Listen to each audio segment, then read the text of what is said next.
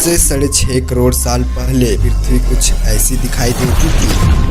जहां आप बैठे हैं वहां डायनासोर्स घुमा करते थे। समुद्र की गहराई से लेकर आसमान की चोटी तक 1 लाख वजनीय जीव से लेकर 4 हाथियों से भी बड़ी पक्षी तक हर कोने में बस इनका ही राज था। लेकिन ऐसा क्या हुआ कि सिर्फ चंद घंटों में इनका नाश हो गया? हमारे पूर्वज ही जिंदा क्यों बचे और इंसान पृथ्वी पर कैसे आए, जानते हैं इस वीडियो में। समय में थोड़ा पीछे चलते हैं। ये है हमारी पृथ्वी। उस वक्त ऑक्सीजन ज्यादा होने की वजह से 30-35 माले की बिल्डिंग जितने ऊंचे पेड़ हर जगह दिखाई देते थे और इनमें रहते थे डायनासोर्स। ये है 8 मंजिला ऊंचा अर्जेंटासोरस। एक दिन में ये कई जंगल चर जाते थे। उस वक्त पृथ्वी कुछ ऐसी दिखाई देती थी। ये है चुने का रेगिस्तान, जहाँ लाखों सालों से बरसात नहीं हुई। यहाँ भी इनका बोलबाला है।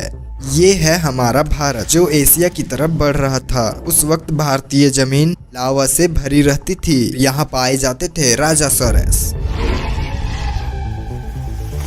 यहाँ का कुछ अलग ही मंजर है। हाथ बस जितने लंबे जीव से लेकर इंसान जितने बड़े केकड़े तक। बाहर आके देखो तो कई किलोमीटर लंबे अमेरिकी रेगिस्तान में पाए जाते थे टाइटेनोसोरस। आज यहाँ बच्चे पैदा करने इकट्ठा हुए हैं।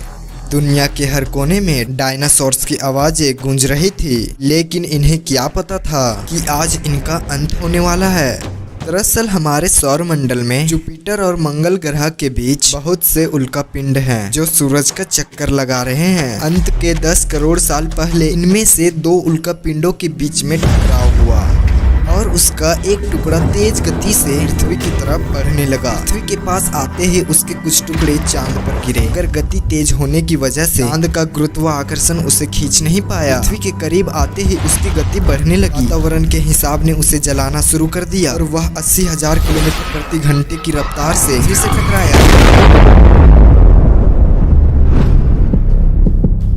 यहाँ रात के 1:30 बज रहे थे। टकराने से 4 मिनट पहले पूरी पृथ्वी पर उजाला हो चुका था। इसकी चमक को देख नजदीकी जानवर अंधे हो चुके थे। गिरने से पहले ही वहां का पानी सूख गया। गिरते ही विस्फोट से निकली ऊर्जा आज के 10 करोड़ परमाणु बम के बराबर थी। इससे निकल रही 6000 डिग्री सेल्सियस गर्मी ने आसपास के जानवरों को तुरंत भाप बनाकर उड़ा दिया। 150 किलोमीटर के दायरे की जमीन अंतरिक्ष तक पहुंच गई और अब तक सिर्फ 5 सेकंड ही बीते हैं। इस विस्फोट से जन्मे झटके की लहर 550 किलोमीटर प्रति सेकंड की रफ्तार से आगे बढ़ी। इसने पत्थरों को गोली की रफ्तार से उड़ाना शुरू कर दिया। आसपास की नदियां उल्टी बहने लगी। जंगल के पेड़ नीचे गिरने लगे। पहाड़ों ने दम तोड़ना शुरू कर दिया। इसके कुछ ही सेकंड बाद आई भयंकर गर्मी की लहर ने उड़ रहे पत्थरों को पिघलाकर लावा बना दिया।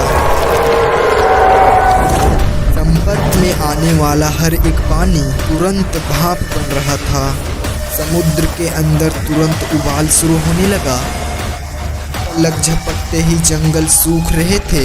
जानवरों का शरीर उबल रहा था और अभी तक सिर्फ शुरुआत ही हुई है। टकराव से हजारों टन मलबा अंतरिक्ष में पहुंचा था, जो गुरुत्वाकर्षण की वजह से पृथ्वी के चारों तरफ फैलकर पृथ्वी पर गिरने लगा। उसमें भी आग लग रही थी और जहां ये गिर रहे थे वहां कई किलोमीटर तक विनाश हो रहा था। टकराव ने पृथ्वी को अंदर से भी हिला दिया था, जिससे कुछ ही सेकंड में पृथ्वी पर भूकंप आना शुरू हो गया। भूकंप की तीव्रता ज्यादा थी, इसलिए समुद्र का पानी जमीन में बैठे रेत से मिलने लगा, जिससे जीवों को घुटन होने लगी और वहां भी मरना शुरू हो गया। अभी सिर्फ 5 मिनट ही बीते हैं और बाहर जानवरों में भगदड़ मच चुकी है। घटना स्थल पर पैदा हुई गर्म धूल और मिट्टी तेजी से आगे बढ़ रही थी। बादलों में धुल जाने की वजह से इनमें बिजली गिरनी शुरू हो चुकी थी। इस तूफान के बीच आने वाले हजारों टन वजनीय जानवर और पेड़ हवा में उड़ रहे थे। कुछ ही देर में यह तूफान अफ्रीका तक पहुंचा, जिससे वहां के चूने की रेगिस्तान वातावरण में मिलने लगे और बादल जहरीले होने शुरू हो गए। इसके पीछे टकराव ने समुद्र के पानी को बादलों से भी ऊंचा उठा दिया था। इससे गर्म पानी की भयानक बाढ़ आ रही थी।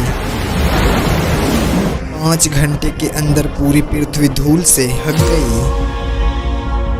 पृथ्वी का औसत तापमान कई सौ डिग्री सेल्सियस तक पहुंच चुका था। पूरी दुनिया के जंगलों में आग लगी हुई थी और भूकंप ने मरे हुए ज्वालामुखी को उजागर कर दिया था। हर सेकंड पृथ्वी गर्म हो रही थी, ऑक्सीजन कम हो रहा था, पृथ्वी पर जमी बर्फ पिघल रही थी और नदियों में बाढ़ आना शुरू हो चुका था। इस महाविनाश के बाद ज्यादातर जमीन में रहने वाले कीड़े मकोड़े और स्तनधारी जीव ही जिंदा बचे थे। पृथ्वी की 70% आबादी विलुप्त हो चुकी थी। कुछ डायनासोर अभी भी जिंदा थे, जो या तो छोटे थे या उन्हें किसी गुफा ने बचा लिया था। समुद्र की गहराई में रहने वाले जीव भी सलामत बचे थे, लेकिन अब उनका भी समय खराब होने वाला था। कुछ ही दिनों बाद जहरीले बादल पूरी दुनिया में बरसना शुरू हो गए। दिन ब दिन समुद्र जहरीला होने लगा, जिससे समुद्री जंगल भी मरना शुरू हो गए। धूल से ढकी पृथ्वी ठंडी पड़ रही थी